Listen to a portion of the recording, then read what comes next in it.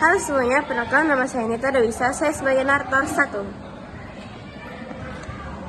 Halo semuanya, perkenalkan nama saya Fiona Francisca, saya sebagai narator kedua. Halo semuanya, perkenalkan nama saya Oktavia Katika, saya sebagai anggota Garwani. Halo semuanya, perkenalkan saya Antonia Novita Helmi, saya berperan sebagai pewawancara yaitu sebagai Maya. Halo, saya Noah dan saya adalah editornya. Halo semuanya, saya Ayati Oktavia, berperan sebagai Ibu Yulia yang menjadi seorang guru SD. Halo semuanya, saya Imam Maturjani, saya berperan sebagai Pak Anwar, yaitu mantan perwira TNI.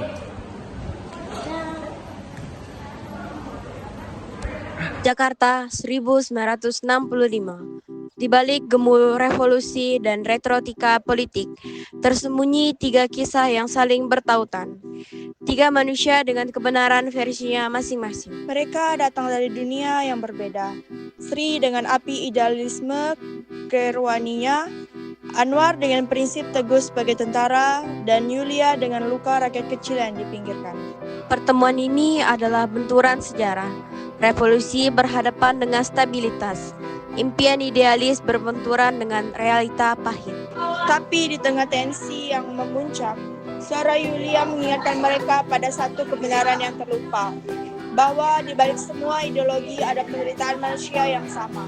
50 tahun kemudian, di ruang yang sama, luka masa lalu mulai menemukan jalan maaf. Masing-masing menyadari bahwa kebenaran tidak pernah hitam putih. Pelajaran yang mereka bawa untuk generasi sekarang sederhana. Sebuah bangsa hanya bisa besar ketika mau mendengar, memahami, dan belajar dari masa lalunya. Kisah 3 manusia biasa. Dalam gejolak zaman yang luar biasa. Inilah cerita tentang Indonesia yang mencari jati dirinya. Baik, selamat siang permisa. Di sini saya telah hadir bersama dengan Bu Sri, Pak Anwar, dan Bu Yulia. Baik, untuk ketiga tamu saya, di sini saya ingin bertanya, bagaimana perasaan kalian tentang keadaan yang terjadi sekarang ini? Kalau menurut saya, Susana Punaglora, revolusi saat ini kami di Garwani merasa punya peran membangun dunia yang lebih adil. Yang saya rasakan adalah ketegangan dan kecurigaan tinggi. Situasinya seperti perang dingin di tingkat desa. Yang suasana yang saya rasakan saat ini sangat mencekik bagi rakyat biasa.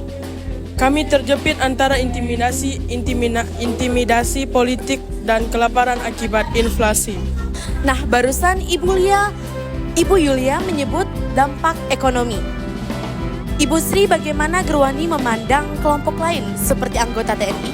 Kalau menurut saya, musuh kami adalah nekolim dan feodal. TNI dianggap kekuatan resioner dan perjuangan kelas memang menciptakan garis pemisah.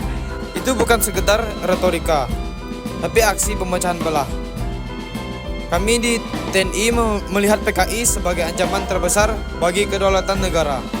Kelaparan itu nyata sehari-hari, tapi ketakutan akan konflik dan tuduhan juga sangat mencemaskan. Ancaman terbesar adalah ketidakpastian. Baik, terakhir saya ingin meminta pesan kalian untuk generasi muda ke depannya. Semangat berjuang itu penting, tapi jangan sampai memecah belah. Inisiasis jangan membuatmu buta. Jadilah waspada, Pancasila dan NKRI harga mati. Jaga kedaulatan negara dari segala ancaman. Ingatlah selalu rakyat kecil. Politik yang baik adalah yang membuat rakyatnya tidak takut dan tidak lapar. Baik permisa, sekian berita hari ini. Kembali kepada berita utama.